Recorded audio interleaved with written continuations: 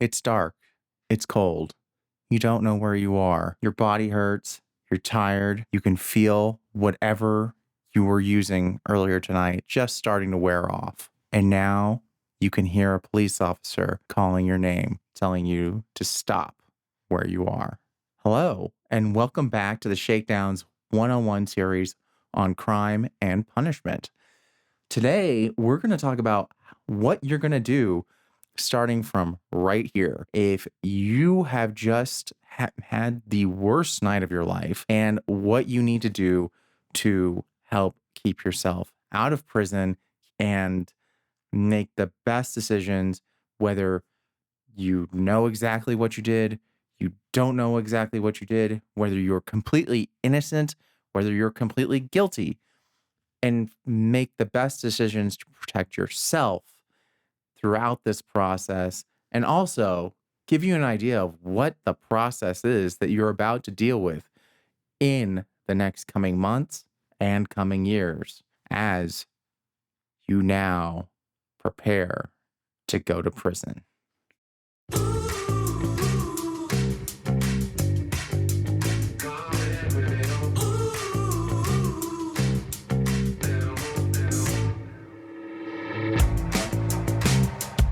So in the last episode, we talked about crime. We talked about the different types of crimes.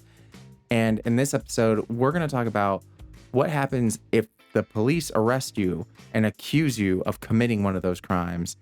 And then what the steps will happen after that when the state presses charges all the way up to you being sent off to jail. And then what you can do to help make sure that you have the best defense possible to help either prevent that from happening or get the smallest sentence possible given your situation. And also, let's tell the truth here, based on the money in your bank account. So you're out in the middle of nowhere. You don't know what's going on. You don't remember what happened. You're a little fuzzy, or you do totally remember what happened. You remember all the details of the event this night, and it's all bad decisions. If the police are coming after you, this is the worst night of your life. Even if it's the first time you've been arrested or the 30th time you've been arrested, this is the worst night of your life. And it wasn't just one bad decision that led you here. There were several that led up to this point. And throughout this whole process, you're going to be reliving every single one of those bad decisions. I'm not going to get too much into that and what that might look like for you, because honestly, it's going to be different for every single person. So what I want to focus on is just kind of what you can do to help shield yourself from the legal process. Because honestly, whether you're innocent or whether you were like me, you were guilty, but you just don't want to spend the rest of your life in prison, or you're somewhere in between and you just don't know how this system works. The system is very unfairly balanced for people who know how the system works towards against people who don't know how it works. The goal of today's episode is to give you a little bit of an edge in case, and hopefully this never happens, you or someone you care about has to run in with the legal system, which unfortunately, for most everyone listening, there's a good chance you're going to be in that scenario sooner or later. So it's dark, there are sirens, and someone is telling you to stop right there. There's going to be guns pointed at you, and they're going to try one way or another to get you into handcuffs. Best deal is make it as clear as possible that you're not going to do anything. When, as we all know, that's not a surefire bet that you're going to be safe, but that's probably going to be your best option. Once they've got you in handcuffs, that's when the questioning is going to start. They're going to start asking you everything. What happened? Who are you? What's going on? And you can tell them the basics, your name, your birthday, your mom's maiden name, if you want. Just basic facts you can get from your, about you. But they'll Ask at the station when they're just entering basic information about you. They could look in and find it in a government database anyway. All that information is fine. What you don't tell them about is anything that happened that night, even if you remember it, even if it's perfectly vivid, even if you think it's harmless, even if you think it exonerates you. Don't talk to them. And I say this because no matter what a police officer says, they can't help you. The only thing they could do is potentially let you go. But even then, they can always come back, rearrest you, and put you through this all again. But the thing is, the goal of the police officers is to find a person, arrest them, and then basically hand them over to the district attorney to prosecute for this crime. That's all their job really is. They don't get a bonus for finding the right person every time. They don't get a bonus for, like, they don't get a whole bunch of grief if they get the wrong person every time. And really, we don't know how often they get it right versus they get it wrong. They can't like give you good time or like reduce your sentence if you're such a nice guy to them. They can't do anything like that. And they can't be helpful in that way. If you go through and you tell them like, look, I really didn't mean it. I'm so sorry. Let me tell you how sorry I am and that I didn't mean it and how truly, truly, I really didn't mean to do whatever I did. That's great. They will give you a cell just like everyone else. Well, not yet, because you're just going to go into holding first, but we'll get there. The more information you give them, the more that they can use against you. So, as it says in the Miranda rights, which I don't think police officers have to tell you right away, they can withhold that for a minute. Miranda rights say that anything that you tell the police, they can and will use against you. Really, it's anything you tell the police, they will use against you. It is evidence. Just like everything you have on your person is evidence. Everything. That's what you are at that point. When you're found at a crime scene and they're still looking for the person who committed it, that's evidence. That's all it is. Evidence. Don't take it personal. Don't take it as anything like against you. Like you're not going to win any awards for being the best rule follower. Believe me, I like to win those awards too, but it's not going to happen. Not with the police. All you can do is put yourself into more trouble. And believe me, you could say something. Like I said, you might think that whatever you're going to say, whatever alibi you have, might be the thing that exonerates you. But I'm going to tell you, you give them an inch, they will pull a mile from you. And it might have just one thing, one inconsistency. And then whatever defense you use down the road, and now that thing you thought exonerated you is now going to be the thing that gives you a 20-year sentence. So maybe don't talk to the police, is all I'm saying. And actually, don't talk to anyone. That is rule number one. Don't talk to anyone. So they're going to put you in the back of the police car. They might send you to, if you're injured, you may catch an ambulance to a hospital where, in my experience, the nursing staff is, they'll do their job, but not happily. Then you'll end up going to a jail. Now, you'll either go to a city jail or a county jail, usually, depending on the offense. Maybe if it's a federal charge, you might go to a federal jail right off the bat, but I think it's going to normally be like a city or a county jail. They might do like a sobriety test. They might do some other things depending on what's going on. But right now you're waiting for booking and you're also waiting for arraignment. That's when they will take the, classic mugshot, and then they will also do fingerprints, go put up your, put in your info.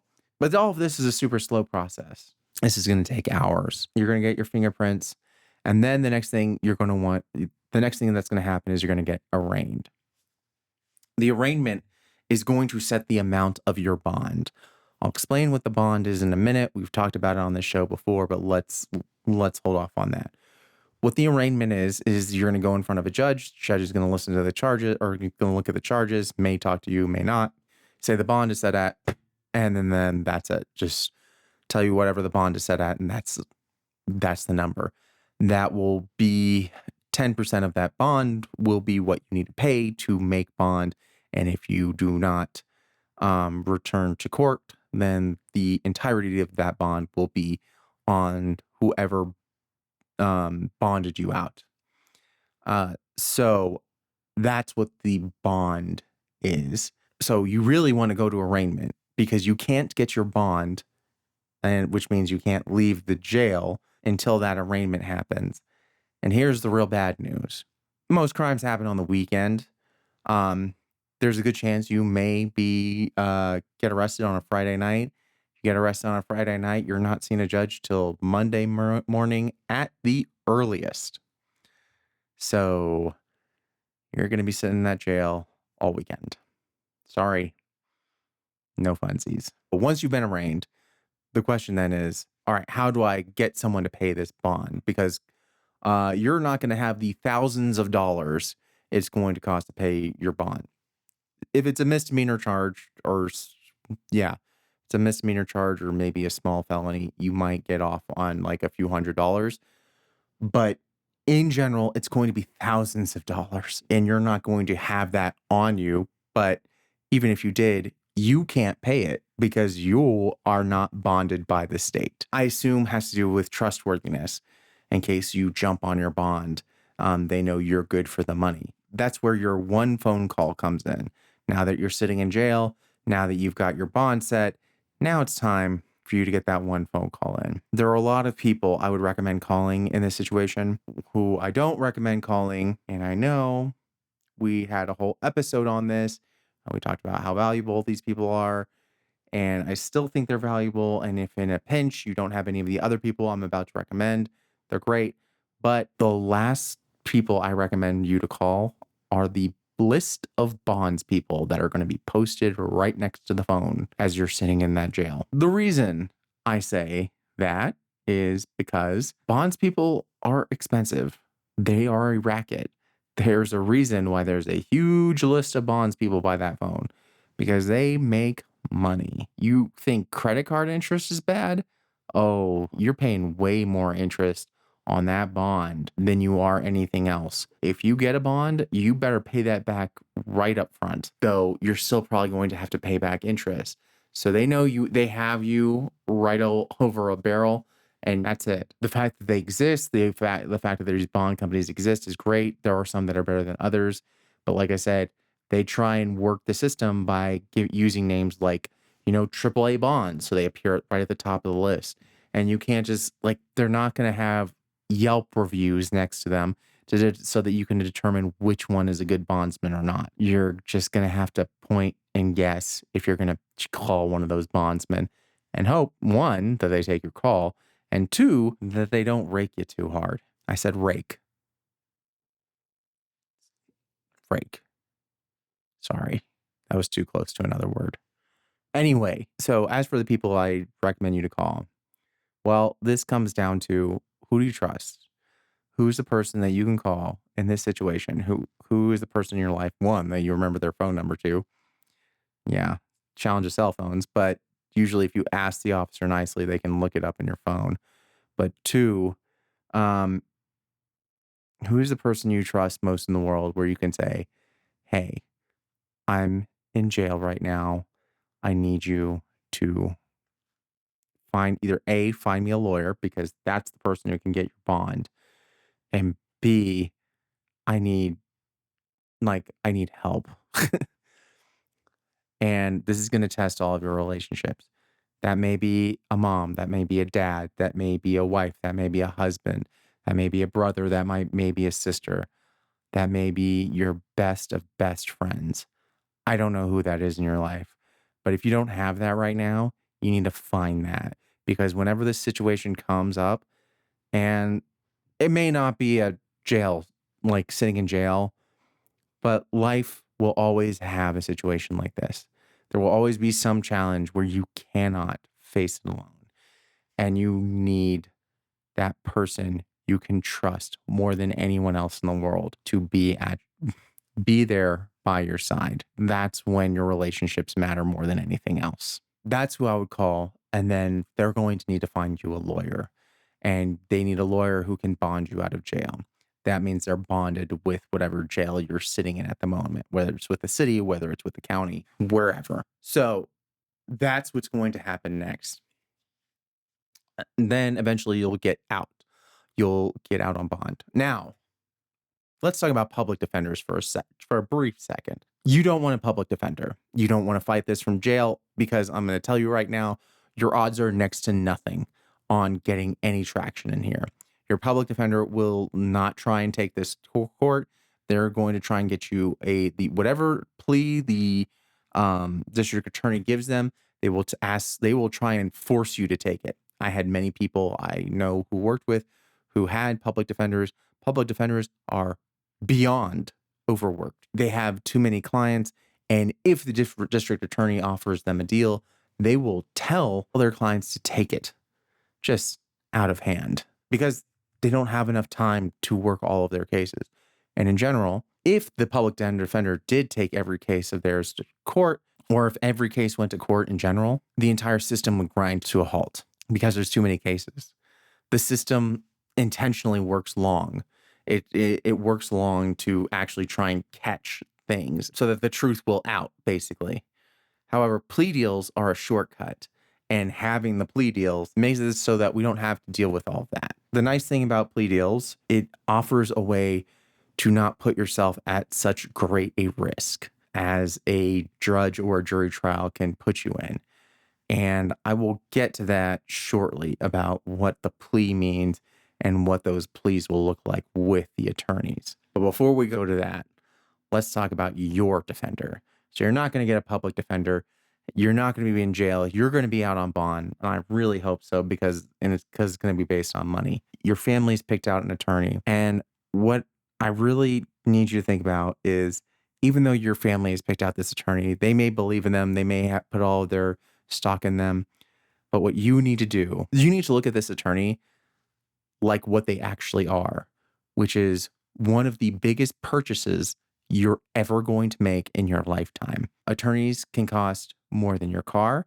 They can even cost more than your house, depending on what the charge is and what type of attorney they are. Now, one thing we didn't go into the last episode was on the episode on crime is civil versus criminal law.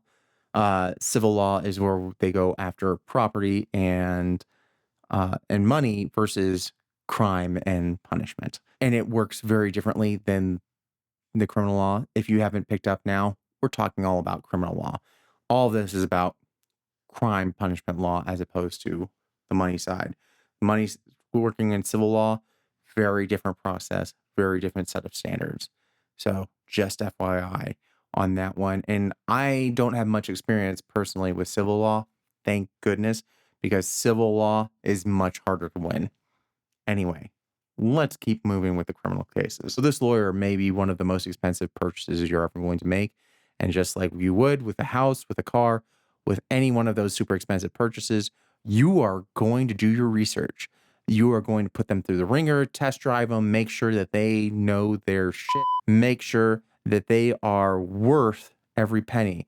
And part of that, a big part of that is if there's any hesitation in you that you feel like this attorney is not telling you everything, that this attorney does not have your best interest in heart, that there's any part of you that feels like as you work with this attorney that not everything is working out, go with that instinct. You find one that works well with you. You do your research. You can even talk with previous clients, which I highly recommend. You find one that gives you the warm squishies inside. And when that attorney looks you in the eye and says, "This is what's going on," you say, "Yes, that's what's going on." And when that attorney says, "I've done everything you can," you go, "You know what? That attorney has done everything they can."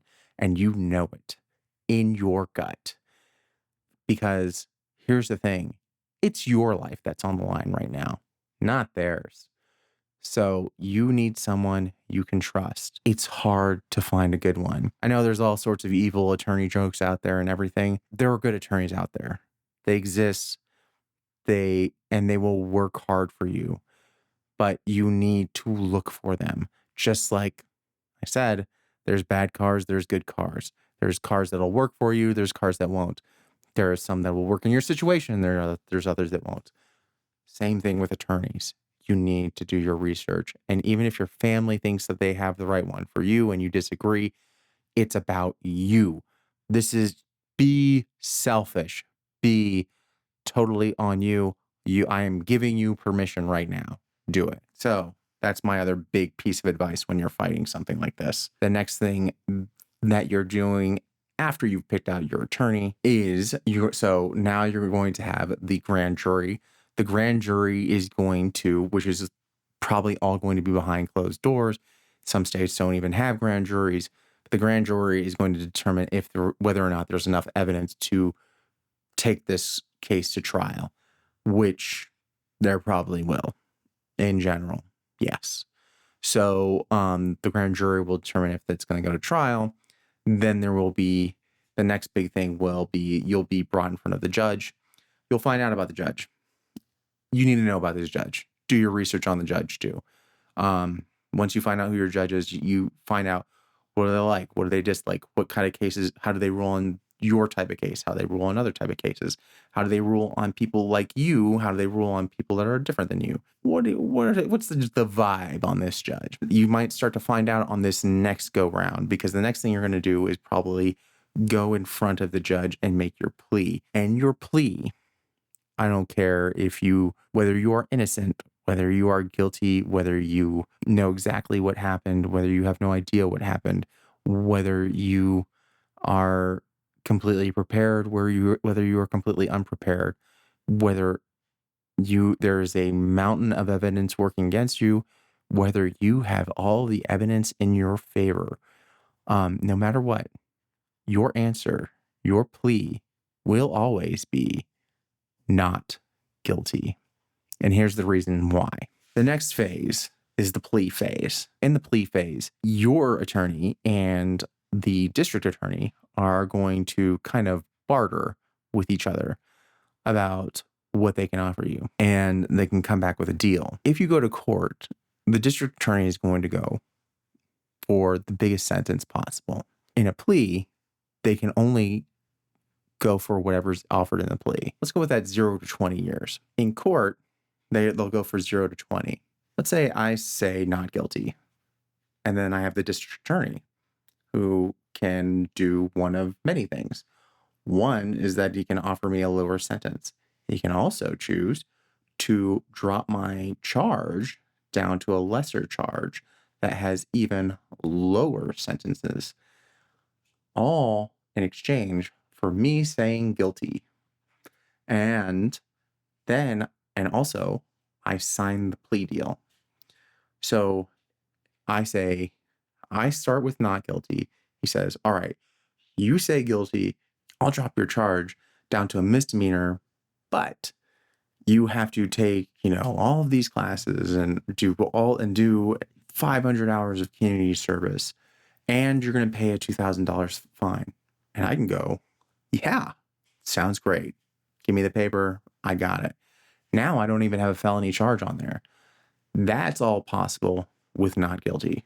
Okay, now I say guilty. Now the district attorney goes, okay, how about I give you 15 years as opposed to 20? And I go, well, what about we drop it to a lower charge? And the district attorney's like, nope, you already plead guilty, so you can't get a lesser charge. So 15?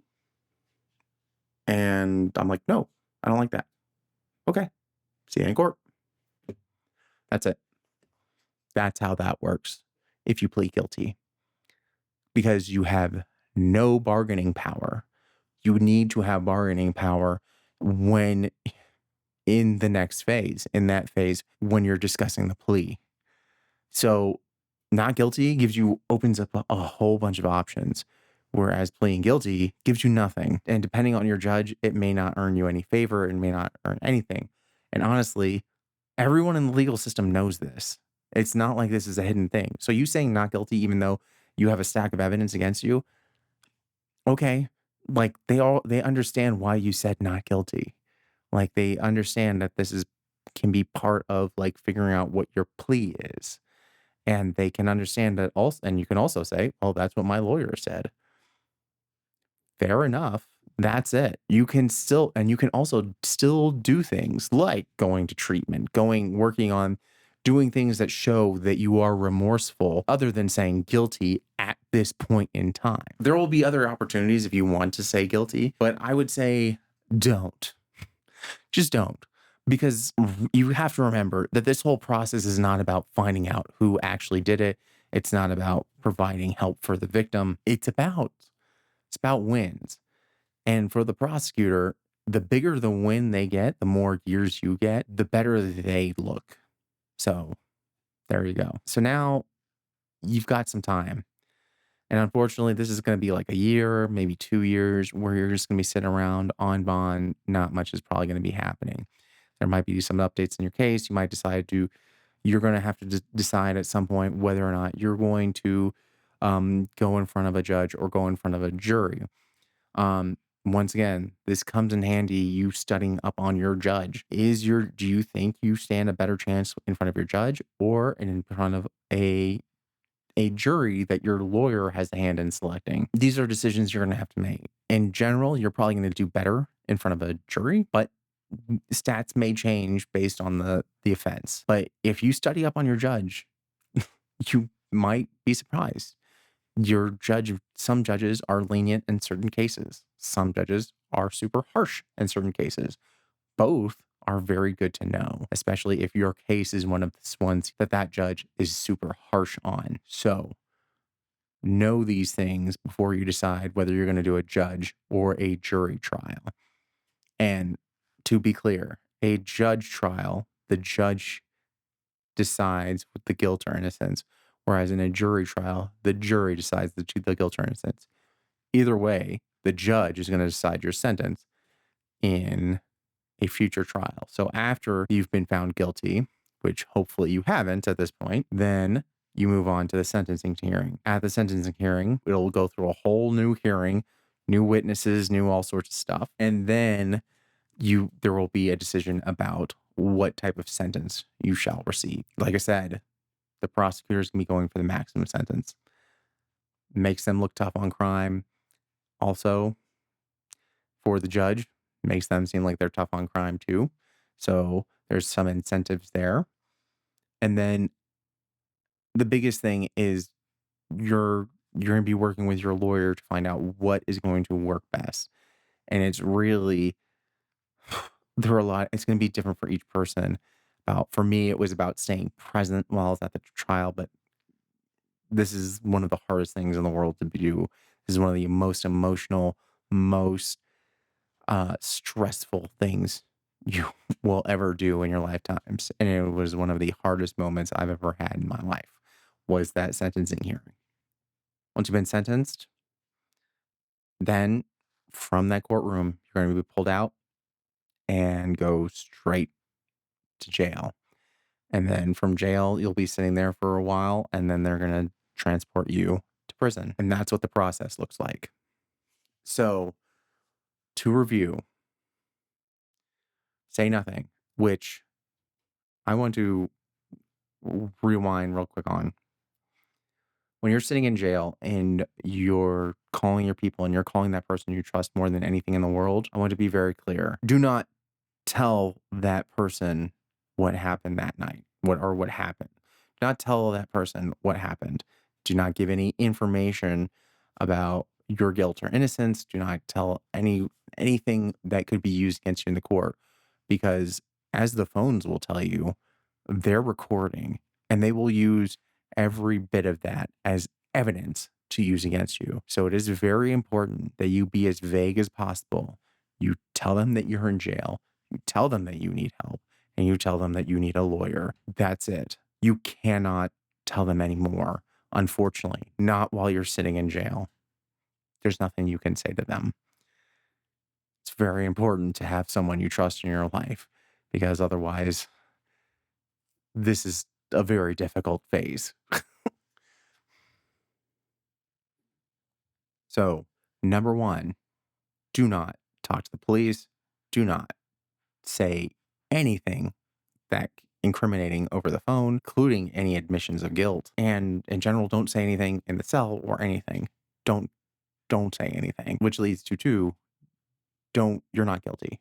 You do not admit guilt publicly at all. Now you can feel remorse. You can know what you did is wrong. If you want to make amends, there are things like restorative justice that you can work on separately to this process. But as you're working through this adversarial process with the state, you cannot get involved. You cannot admit any sort of guilt. The only way to do that is with restorative justice, which is a whole separate process, and that's going to be done on its own. And that's with permission of the victim if you're going to be doing that. But you cannot admit it during this process. And if you do, it will be used against you. Number 3, treat your lawyer like the most expensive purchase you're ever going to make. And it's expensive. It only gets more expensive. It's hard to not do this without spending a lot of money. Treat it like that. Be stingy, be selfish, be picky. All those are important. It's about you, and trust your gut on that. Trust it. 4, know your judge. You need to know your judge, everything about them. If you can know their likes, dislikes, if you can know what kind of rulings they make before versus after lunch, and you can have some say over that, awesome. All these things are helpful to know. That being said, you are now more prepared than most anyone who ever gets arrested. Hopefully you don't. Hopefully none of your loved ones do. Hopefully you don't need any of this information. But now you have a very clear idea of what happened once you get arrested. And now, hopefully you make some good decisions. And I'm going to go make some good decisions and get some rest and prepare for some of our longer, more fun discussions. See you next week.